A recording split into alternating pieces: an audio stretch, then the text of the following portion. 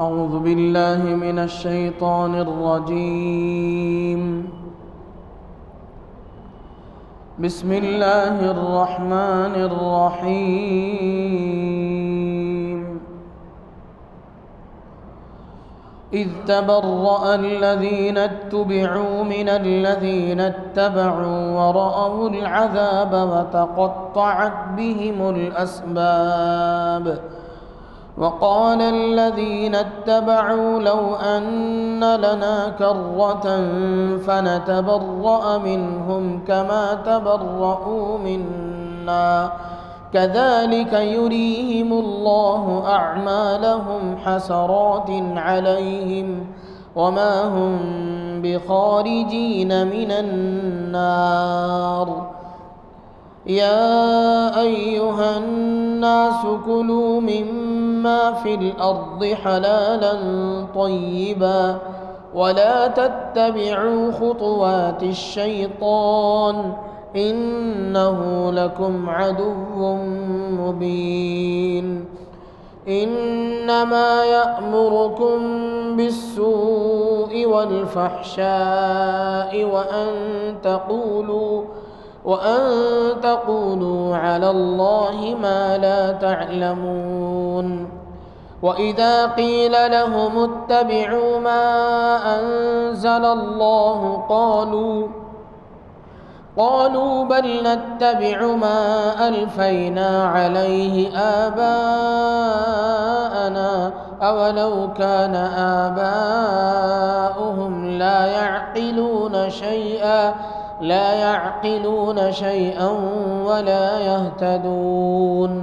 ومثل الذين كفروا كمثل الذي ينعق بما لا يسمع إلا دعاء ونداء صم بكم عمي فهم لا يعقلون. صدق اللہ العظیم.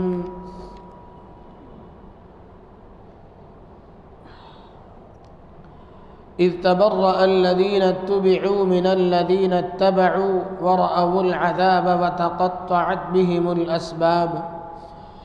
جبکہ بیزار ہو جائیں گے وہ کہ جن کی پیروی کی تھی ان سے کہ جو ان کے پیرو ہوئے تھے. وَرَأَوُا الْعَذَابَ وَتَقَطَّعَتْ بِهِمُ الْأَسْبَابُ، اور دیکھیں گے عذاب اور منقطع ہو جائیں گے ان کے سب علاقے. وَقَالَ الَّذِينَ اتَّبَعُوا، اور کہیں گے پیرو، لَوْ أَنَّ لَنَا كَرَّةً، کیا اچھا ہوتا جو ہم کو دنیا کی طرف لوٹ جانا مل جاتا. فَنَتَبَرَّأَ مِنْهُمْ كَمَا تَبَرَّؤُوا مِنَّا، تو پھر ہم بھی بیزار ہو جاتے ان سے جیسے یہ ہم سے بیزار ہو گئے. كَذَلِكَ يُرِيهِمُ اللَّهُ أَعْمَالَهُمْ حَسَرَاتٍ عَلَيْهِمْ، اسی طرح دکھلائے گا اللہ ان کو ان کے کام حسرت دلانے کو. وَمَا هُمْ بِخَارِجِينَ مِنَ النَّارِ، اور وہ ہرگز نکلنے والے نہیں آگ سے. یا ایھا الناس، اے لوگو، کلوا مما فی الارض حلالا طیبا، کھاؤ زمین کی چیزوں میں سے حلال پاکیزہ. ولا تتبعوا خطوات الشیطان، اور پیروی نہ کرو شیطان کی، بے شک وہ تمہارا دشمن ہے صریح. انما یأمرکم بالسوء والفحشاء، وہ تو یہی حکم کرے گا کہ تم کو کہ برے کام کرو اور بے حیائی کرو. وان تقولوا علی اللہ ما لا تعلمون، اور جھوٹ لگاؤ اللہ پر وہ باتیں جن کو تم نہیں جانتے. وَإِذَا قِيلَ لَهُمُ اتَّبِعُوا مَا أَنزَلَ اللَّهُ، اور جب کوئی ان سے کہے کہ تابعداری کرو اس حکم کی جو نازل فرمایا اللہ نے، قالوا بل نتبع ما الفینا علیہ آباءنا، تو کہتے ہیں ہرگز نہیں، ہم تو تابعداری کریں گے اس کی جس پر دیکھا ہم نے اپنے باپ دادوں کو. اولو کان آباؤہم لا یعقلون شیئا ولا یہتدون، بھلا اگرچہ ان کے باپ دادے نہ سمجھتے ہوں کچھ بھی اور نہ جانتے ہوں سیدھی راہ.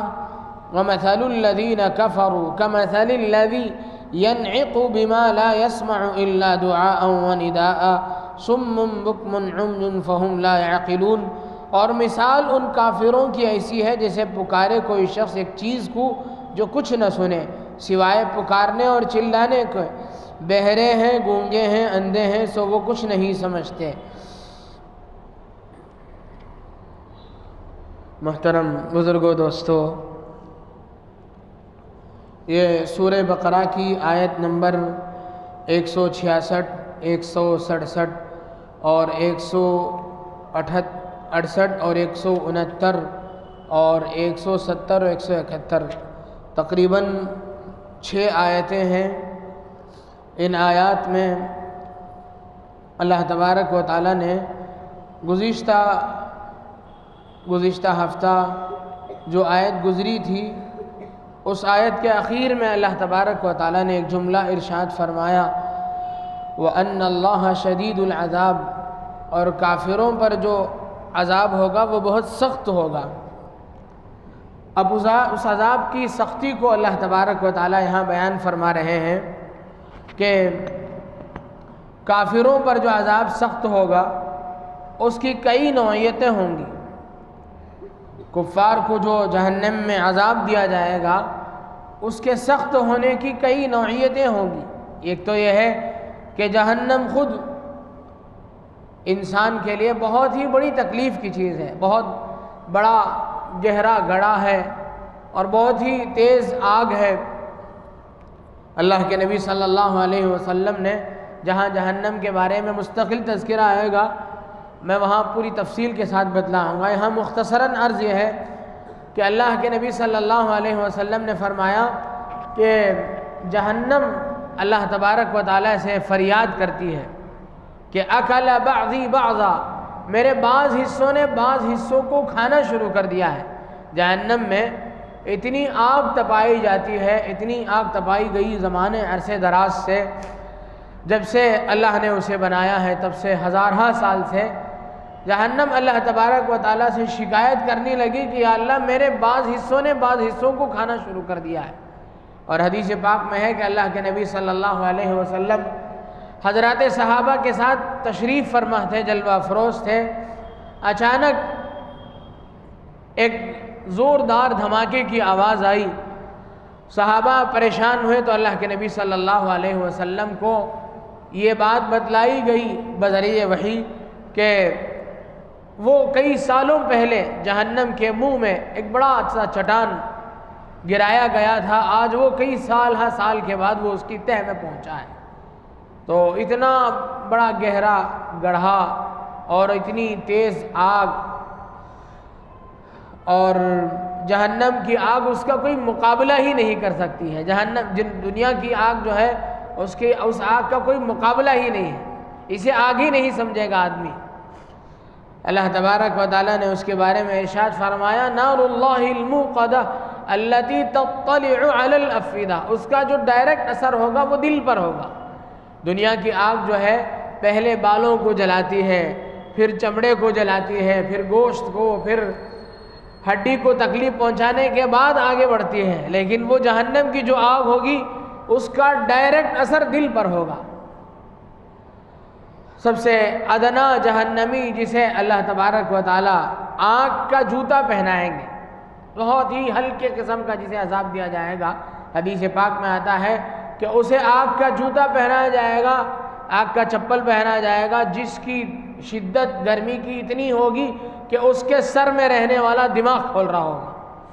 تو اتنی سخت عذاب اس وقت ہوگی، کافروں کو ہمیشہ ہمیشہ کی عذاب ہوگی۔ اللہ تبارک و تعالیٰ فرماتے ہیں اس عذاب کی سختی میں سے کچھ چیزیں اور بھی پائے جائیں گی۔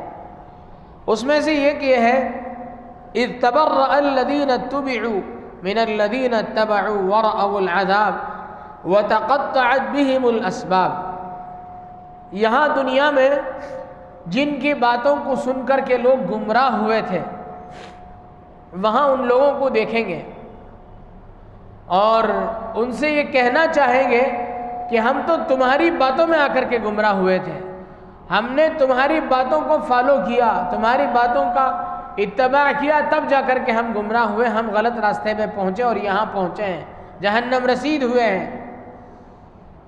تو یہ کہنا ہی چاہیں گے، لیکن وہ اتنا ایسا خود سے ان لوگوں سے اپنے آپ کو ایسا دور رکھیں گے اور ایسا بیزارگی دکھائیں گے جہنمیوں کے لیے ایک اور طرح کی ایک بڑی تکلیف بن جائے گی۔ بھائی جن لوگوں کی باتوں کو سن کر کے ہم جہنم میں پہنچے ہیں، کچھ تو وہ تسلی کے کلمات کہتے کہ یہ کچھ دن کا عذاب ہے، ٹل جائے گا، ہم اللہ سے بات کریں گے، کچھ تو کہتے تسلی کے کلمات، لیکن ایسا نہیں ہوگا۔ وہ کیا کریں گے؟ بالکل الگ تھلگ ہو جائیں گے، تبرہ کریں گے، بیزارگی کا اظہار کریں گے، ان سے کٹ جائیں گے، انہیں دیکھ کر کے منہ چھپانے لگیں گے اور ایک دم اجنبی بن جائیں گے، تو وہ تکلیف اور بڑھ جائے گی۔ کبھی کسی کی بات میں آ کر انسان جب پھنس جاتا ہے تو وہ جس کی بات سن کر کے پھنستا ہے اسے دیکھتا ہے کہ بھائی دیکھو تمہاری باتوں کی وجہ سے میں پھنسا ہوں اس غلط راستے میں، اب میرا کیا ہوگا؟ میرا مال پھنس گیا، میری جائیداد اٹک گئی، کچھ بھی ہو گیا، تو وہ کچھ تسلی کے کلمات کہہ بھی دے، وہ کام اس کا نکلے نہ نکلے، خراب ہو یا اچھا ہو الگ بات ہے، اس کی باتوں سے تو کچھ تسلی ہوگی، لیکن بالکل وہ آدمی اس سے بچنا چاہے، اس سے بیزارگی کا اظہار کرے، تو اب جو پھنسا ہوا آدمی ہے اس کی تکلیف دوبالا ہو جاتی ہے، اس کی تکلیف بڑھ جاتی ہے۔ تو کافروں کے ساتھ یہی معاملہ ہوگا، وہاں کافروں کو پچھتاوے کے علاوہ کچھ نہیں ہوگا، اس لیے کہ وہ ایسی جگہ پہنچ گئے ہیں دارالجزا میں، پھر واپس آنے کا کوئی سوال نہیں پیدا ہوتا۔ یہاں سیاستدان وعدہ کرتے ہیں کہ ہم اگر تم لوگ ہمیں جتائیں گے تو ہم یہ کریں گے وہ کریں گے، بہت سارے وعدے کرتے ہیں، جب جیت جاتے ہیں جیتنے کے بعد جن کے گھروں میں پہنچ کر کے ان لوگوں نے ووٹ مانگا تھا، جن کے گھروں میں پہنچ کر کے انہوں نے ان کی خوشامد کے لیے کیا کیا کیا تھا، اب وہ لوگ ان کی آنکھ میں آنکھ ڈال کر کے دیکھنے لگے کہ بھائی ہم نے تمہیں جتایا تھا، تو سیاستدان ایسے اسے چکمہ دے کر کے نکل جاتا ہے جیسے کوئی اس سے پہلے کبھی سامنا ہی نہ ہوا ہو۔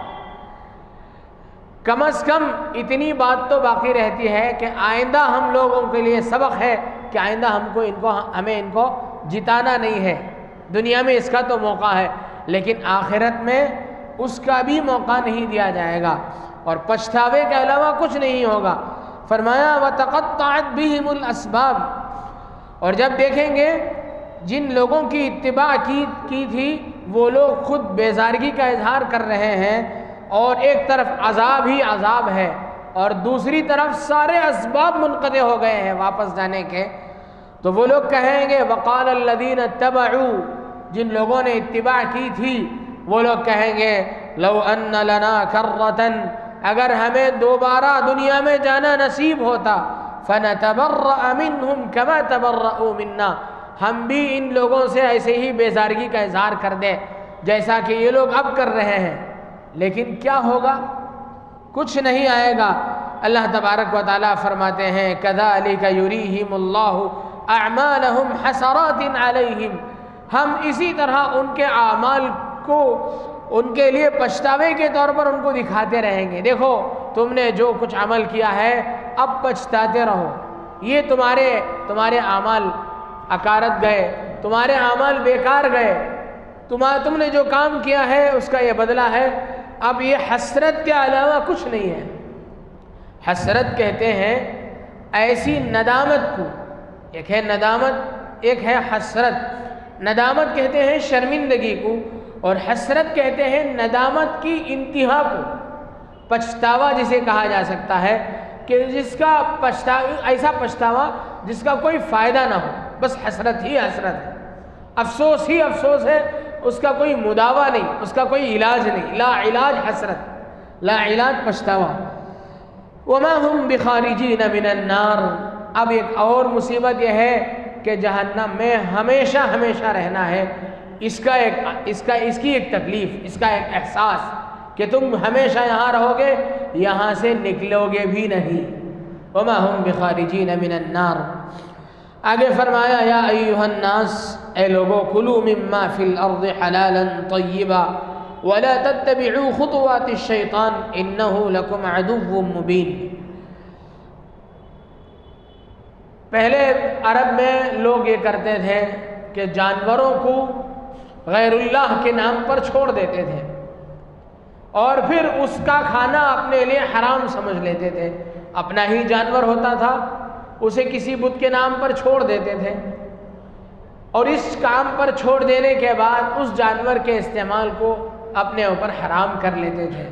ایک حلال چیز، ایک بکری ہے، ایک بکرا ہے، حلال ہے انسان کے لیے، حلال جانور ہے، اسے غیر اللہ کے نام پر خود سے چھوڑ دیتے تھے اور پھر کسی کے نام پر اسے نظر مان کر کے چھوڑ دیتے تھے اور پھر اس کے استعمال کو اپنے لیے ممنوع سمجھتے تھے۔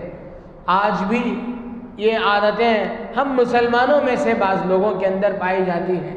ہم لوگ کیا کرتے ہیں، کسی ولی کے نام پر چھوڑ دیتے ہیں، لوگ چھوڑ دیتے ہیں، ناگر ولی کے نام پر بکرا چھوڑ دیتے ہیں، بکرے پھرتے رہتے ہیں، گاؤں پورے علاقے میں پھرتے رہتے ہیں، اسے ہمارے عرف میں ناگور کڑا کہتے ہیں، بس چھوڑ دیا اسے، اس کا کچھ نہیں، اسے استعمال نہیں کرتے لوگ۔ الحمدللہ آج کل دینی تعلیم کا رجحان زیادہ ہونے کی وجہ سے لوگوں میں علمی باتیں، لوگوں میں غلط جہالت کے ختم ہونے کی وجہ سے کچھ نہ کچھ دینی شدت پیدا ہو جانے کی وجہ سے یہ چیزیں اب تقریباً ختم سی ہیں، ورنہ پہلے زمانے میں ہمارے بچپن کے میں بھی ہم نے دیکھا ہے کہ باقاعدہ کچھ خاص نشانی کے ساتھ وہ جانور گھومتا تھا۔ اب نہیں ہے وہ چیز، بلکہ بچے بھی تقریباً اس زمانے کے بچے بھی اسے نہیں جانتے ہوں گے، تو بس گھروں میں پالے جانے والے بکرے ہی کو ایسا چھوڑ دیا جاتا تھا، پھر اس کے استعمال کو ممنوع سمجھاتا تھا، اسے کھانا نہیں ہے۔ تو اللہ تبارک و تعالی فرماتے ہیں کہ ایک حلال چیز ہے، تم نے اپنے اوپر حرام کیوں کر لیا؟ یا ایھا الناس کلوا مما فی الارض حلالا طیبا، حلال اور پاکیزہ چیز کو استعمال کرو، کھاؤ اسے، حلال ہے، پاک ہے۔ حلال ہونا الگ چیز ہے، پاک ہونا الگ چیز ہے، دو الگ الگ چیزیں ہیں۔ پاک ناپاک کے مقابلے میں آتا ہے اور حلال حرام کے مقابلے میں آتا ہے۔ ایک چیز پاک ہو سکتی ہے لیکن حلال ہونا ضروری نہیں ہے۔ بہت سے جانور ایسے ہیں جن کے گوشت کا کھانا حلال نہیں ہے لیکن ان کا گوشت پاک تو ہوگا، تو ہر پاک چیز حلال نہیں ہو جاتی۔ تو فرمایا حلالا طیبا، حلال اور پاکیزہ اگر ہے تو پھر اس کا استعمال کیا جائے۔ ولا تتبعوا خطوات الشیطان، یہ جو حرکتیں ہیں یہ شیطانی حرکتیں ہیں، یہ جب باتیں جو ڈالتا ہے شیطان لوگوں کے دلوں میں ڈالتا ہے۔ فرمایا شیطان کے قدموں کی پیروی نہ کرو۔ خطوتن کی جمع ہے خطوات، خطوات کہتے ہیں دو پیر آدمی چل کر کے جاتا ہے تو اس کے دو پیر کے درمیان میں جو جگہ ہوتی ہے اسے کہتے ہیں، جو گیپ ہوتا ہے اسے کہتے ہیں خطوات۔ خطوتن اس کی جمع ہے خطوات۔ شیطان کے قدموں کی پیروی نہ کرو، یعنی اس کی باتوں کا فالو نہ کرو، اس کی باتوں کو مان کر نہ چلو۔ کیوں؟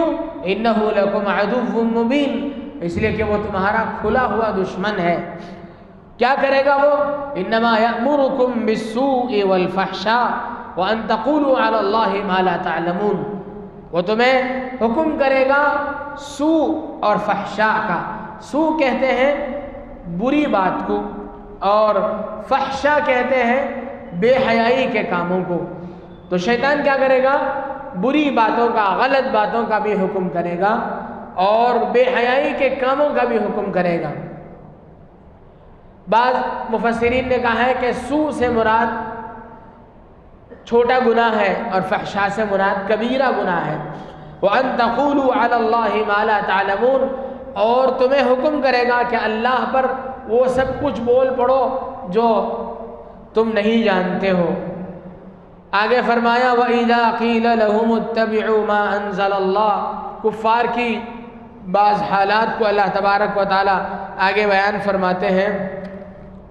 وَإِذَا قِيلَ لَهُمُ اتَّبِعُوا مَا أَنزَلَ اللَّهُ، جب ان سے کہا جاتا، کفار مکہ سے، کافروں سے جب کہا جاتا اتبعوا ما انزل اللہ، اللہ نے جو اتارا ہے اس کی اتباع کرو، قرآن کو مانو، اللہ کے نبی صلی اللہ علیہ وسلم کی حدیث کو مانو، تو وہ لوگ کہتے ہیں قالوا بل نتبع ما الفینا علیہ آباءنا، کہتے ہیں کہ ہم لوگ اسی کی اتباع کریں گے جس کو ہم نے اپنے بڑوں کو کرتے دیکھا ہے، ہمارے بڑے لوگ ایسا ہی کر رہے تھے۔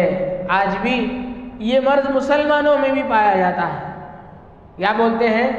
کسی کام سے منع کیا جائے نہیں وہ ہمارے بڑے لوگ بھی ایسا ہی کرتے تھے۔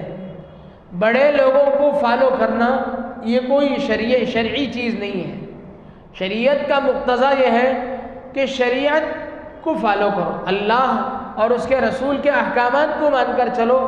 بڑوں کی اتباع کرنا کوئی چیز نہیں ہے شریعت میں۔ ہاں اگر تمہارے بڑے صحیح ہیں تو پھر ان کی اتباع کرو، اگر غلط ہے تو پھر ان کی اتباع کرنا یہ عقل مندی کی بات نہیں ہے۔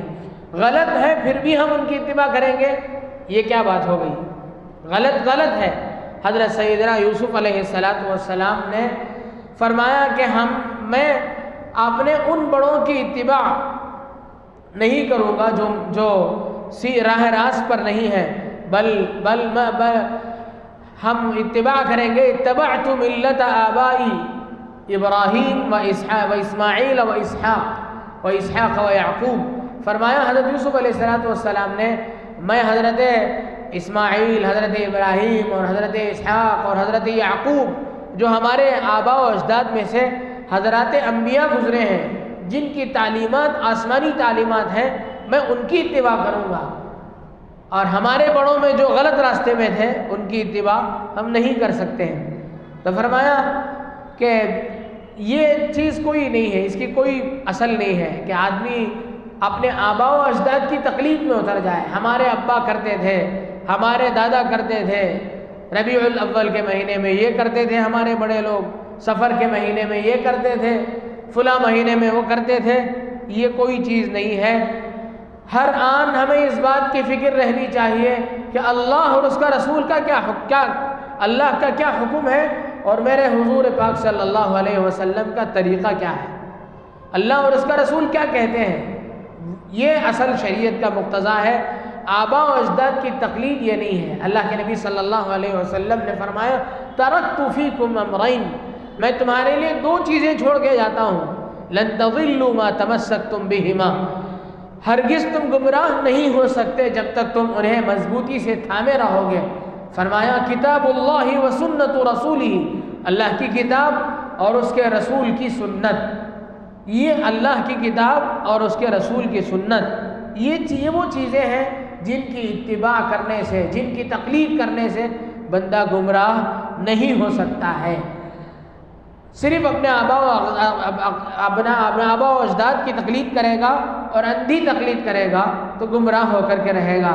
اللہ تبارک و تعالیٰ پوچھتے ہیں اولو کان آباؤہم لا یعقلون شیئا ولا یہتدون، کیا یہ لوگ اگر ان کے آباء و اجداد ناسمجھ تھے اور ہدایت پر نہیں تھے تب بھی یہ ان کے آباء و اجداد کی تقلید کر لیں گے؟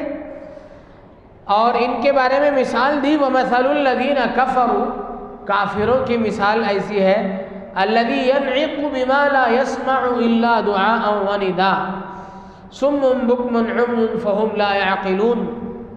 فرمایا ان کی مثال ایسی ہے جیسے کوئی سنتا نہ ہو اور کوئی کسی کی بات سننے کے اندر کسی کے اندر سننے کی صلاحیت ختم ہو گئی ہو۔ اب اگر آدمی اس کے سامنے کچھ کہے تو چلانے کے علاوہ کوئی فائدہ نہیں ہے۔ تو کافروں کو کچھ کہنا ایسا ہی ہے جیسے بس کسی بہرے آدمی کے سامنے کچھ کہنا، صرف تمہاری زبان سے آواز نکلے گی، چیخ نکلے گی، پکار نکلے گی، وہ کچھ اپنے کان میں لے گا نہیں۔ اللہ تبارک و تعالیٰ فرماتے ہیں یہ لوگ گونگے بھی ہیں، بہرے بھی ہیں اور اندھے بھی ہیں اور ناسمجھ بھی ہیں۔ اس لیے یہاں ان آیات میں یہ فرمایا گیا کہ اپنے بڑوں کی تقلید کرنا اس وقت صحیح ہوگا جب کہ اپنے بڑے صحیح راستے پر ہوں۔ حضرات ائمہ مجتہدین، ائمہ کرام، امام ابو حنیفہ، امام شافعی، امام مالک، امام احمد ابن حنبل رحمہم اللہ اجمعین، ان کی تقلید ہم لوگ کرتے ہیں اس بنیاد پر کرتے ہیں کہ یہ لوگ دین کی سمجھ رکھتے ہیں۔ ان کا زمانہ حضرات صحابہ کرام کے زمانے سے قریب ہے، ان کے پاس قرآن اور حدیث کا علم ہے اور اس کی سمجھ ہے۔ جس کے پاس نہ قرآن و حدیث کا علم ہو اور جس کے پاس نہ اس کی سمجھ ہو، اس کی اتباع کرنا عقل مند کا کام نہیں ہے۔ اللہ تبارک و تعالیٰ سے دعا ہے کہ اللہ تبارک و تعالیٰ ان آیات کی ذیل میں جو باتیں کہی گئی ان پر کہنے والے کو بھی سننے والوں کو بھی عمل کی توفیق عطا فرمائے. آمین. و آخر دعوانا الحمدللہ رب العالمین.